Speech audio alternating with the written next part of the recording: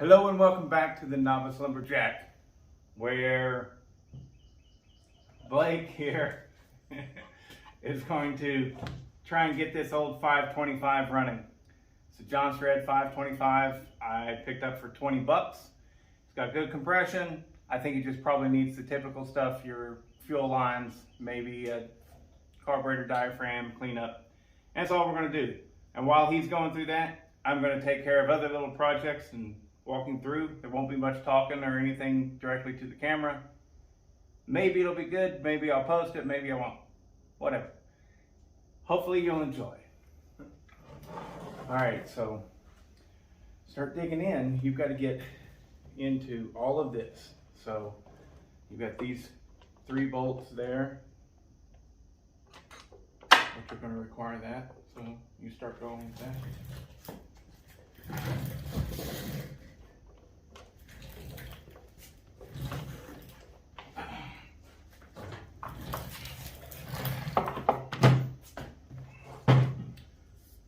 Finally got a decent bar in for Peter Frampton. It's a 16-inch bar. So this little saw, I think that's all it really is hungry for. Got a nice steel RS chain for it. And basically what I want to do with this saw is, I don't know, set it up to kind of have informal little teeny tiny races. But probably never get to race it because I live in Atlanta and there's not a lot of cool lumberjack stuff going on.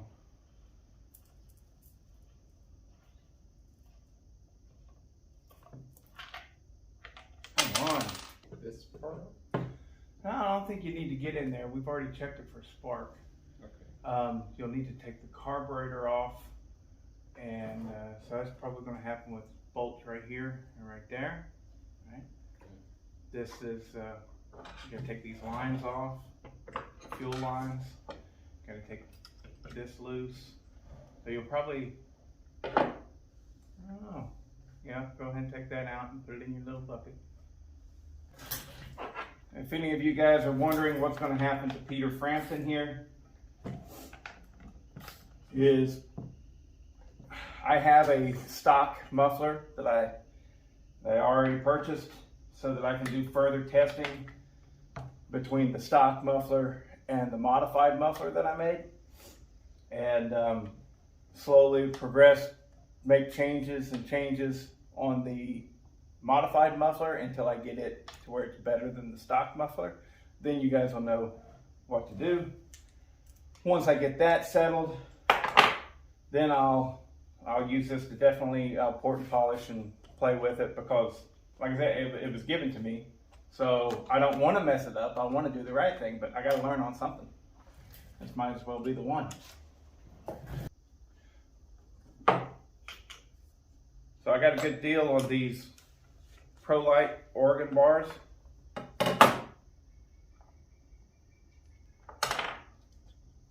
So I got one for the Milwaukee and one for Peter Frampton over there.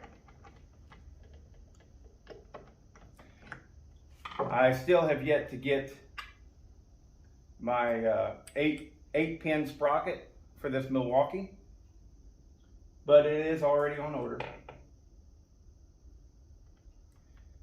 And it'll come.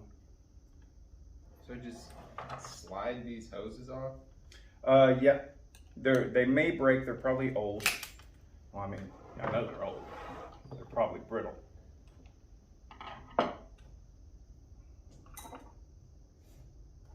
But don't, they're on a nipple. Yeah. Don't hurt the nipple. Just remove the hoses. A lot of times it helps. You get it? Yep. Yeah, like that's a plastic nipple.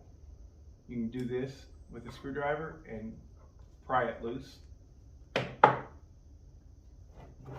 Milwaukee also gets a steel RS chain.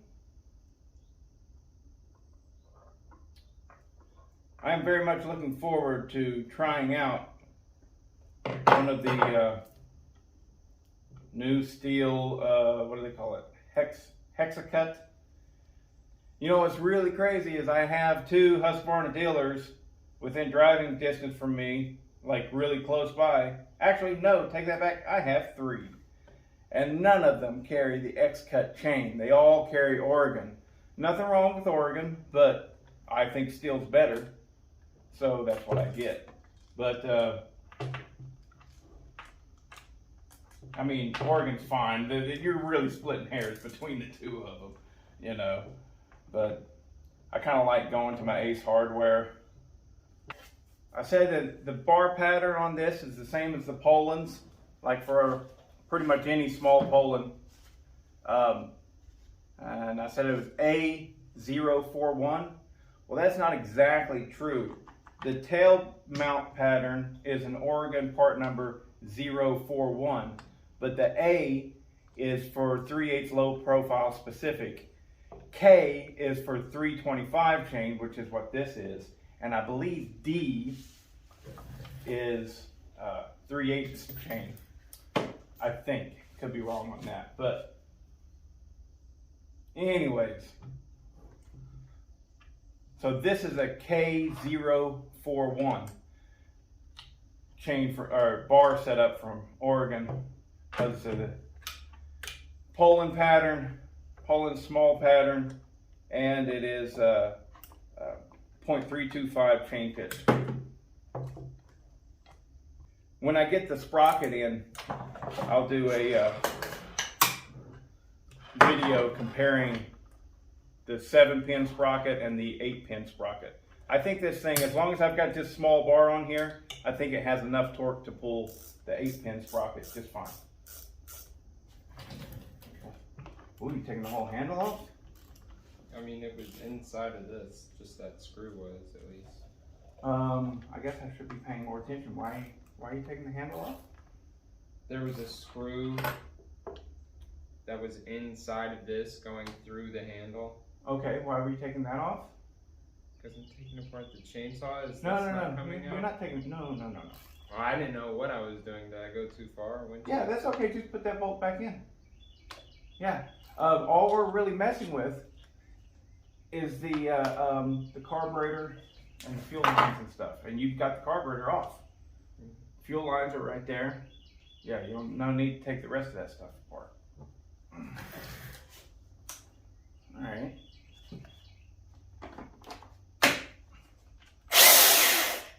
Yee-hee. All right. Was there a spring or rubber cushion in there or anything? No? All right, now this is my second 490. I have not messed with it all yet. I'm gonna try and get this thing going. Do the same thing that he's doing. Somebody has already went through this thing and put Tygon fuel lines on it.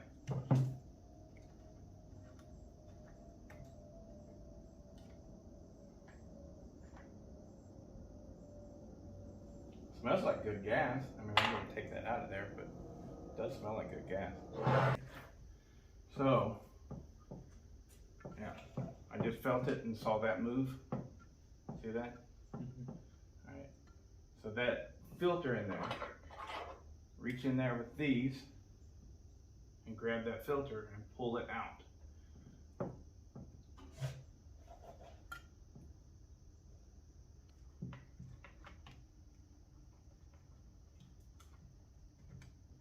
I can get it by the tube, no problem. It won't come out with the tube, you know, so I have to turn it and get it to come out this way. That's hard. It's always a bitch. Always. But you know, the tube is going to be trash. So if you need to cut the tube or anything like that, you're allowed to. You're completely doing that. And you're going to pull that out. Well, then I can just put this through then.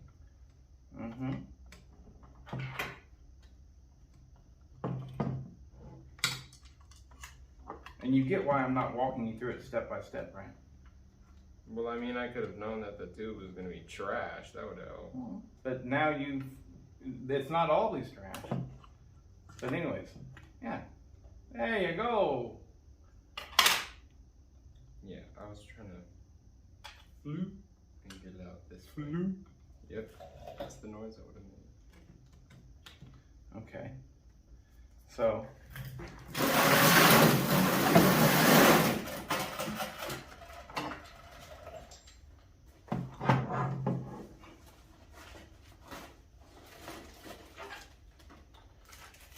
In there is the tube that you will replace that with. Find the right diameter, the right size.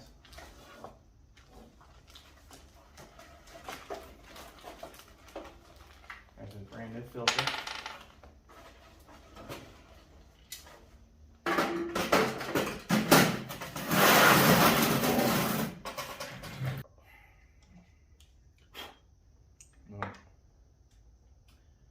I'll order a kit, but in the meantime, I'm putting this back together. Hopefully it'll work. So this is just supposed to hang, right? No, it's supposed to have enough room to go all the way to the back. Okay. Right. So you might, you'll have to kind of push it down there, because you turn the saw on its side to cut a tree down, and that's the side that is facing down. So you get it to go all the way to the back there. Should I cut it now or wait? Wait. You should pull out your carburetor now. Get some paper towels over there. You're going to need them. And there's brake clean on top of the snap-on toolbox. All right. Blow that off.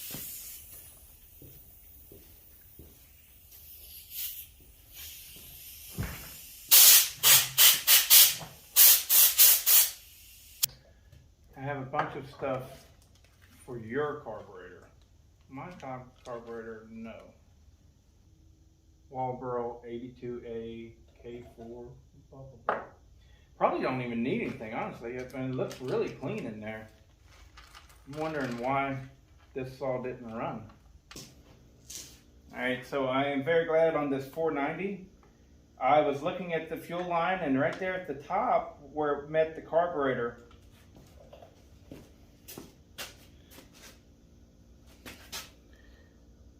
it looked fine. I was like, it's not the best in the world, but that'll work, right? But then I was like, you know what? I got to pull this out. I'm here. Look at how bad that was. Yeah, that was clearly why it's not running. Because I was thinking whenever I was messing with the carburetor, I was like, it really doesn't seem that bad. So all I'm going to do right now is I'm going to pull it a few times, and we'll see if we're pulling fuel.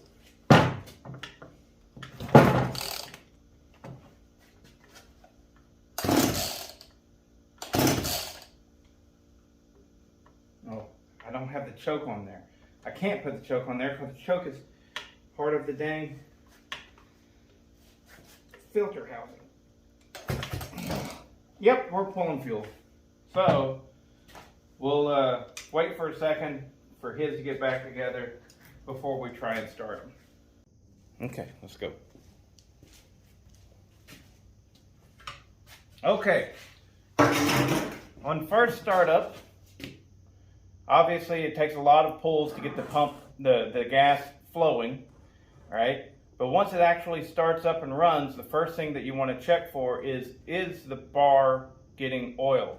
So that's why we've left the cover off, and we can see if we start pumping oil. This thing's already leaking oil, which is crazy.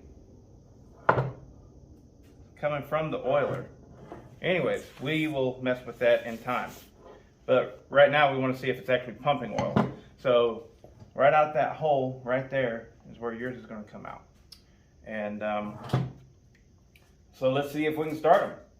Make sure on switch is, pull this in while you, wait a minute. No, this one actually has an automatic throttle lock. So yeah, all you do is pull choke, all right? And pull it until it hits.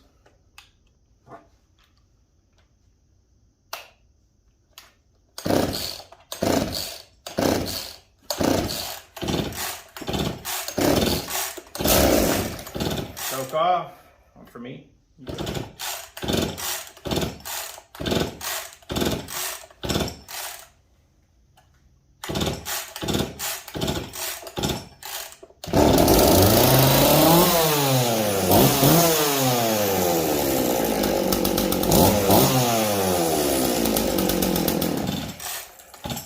I'm definitely getting oil, so we're good. Let me try it? Sure.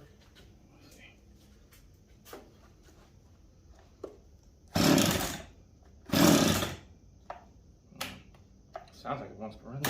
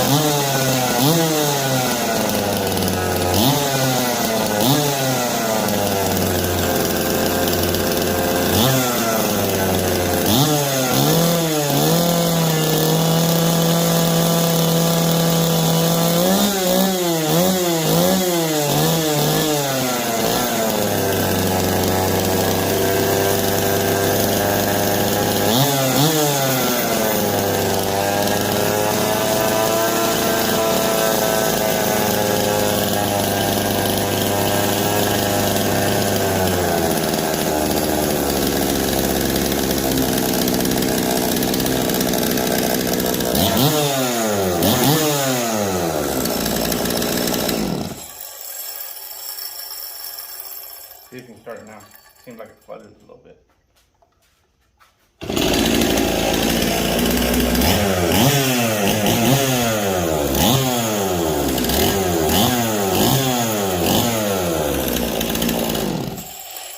That's not oiling. So we need to check on that. You can't run it without it oiling. So drain the oil out. Okay, progress is halted. This is annoying, but it happens. This 525 is an odd design. So it's got a magnesium case, but it's still a clamshell design. Bottom and top goes together like that. So this is probably the prelude to all of the plastic saws that are out there. But we find no oil pickup tube whatsoever inside the tank. And what's crazy is what we're going to have to do is we're going to have to take this thing completely apart. And take it completely apart because the crank housing, the housing of your actual crankshaft, also houses the gear for the oil pump. So this is not an exercise about whether or not this saw is worth it. This is an exercise in doing this with my son, right? And we're gonna get this to work no matter what it takes. So since we're breaking it down that far, we're gonna have to call it quits on this video and go ahead and hit this again another day. We'll completely disassemble this and get in there, put some new main seals in it, the works. Because if you're tearing it down that far, you might as well make sure it's positive, it's good to go and ready. So, but anyways, that's it. The crazy thing is guess what it had for a sprocket? An 8-pin 325 that should work just fine on that Milwaukee chainsaw. So I'm going to throw it on there real quick and see how that works. because there is no way that this saw should have an 8-pin sprocket on it. Just no way.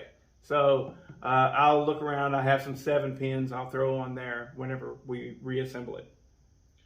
So that's all for now. We good? Mm-hmm. All right.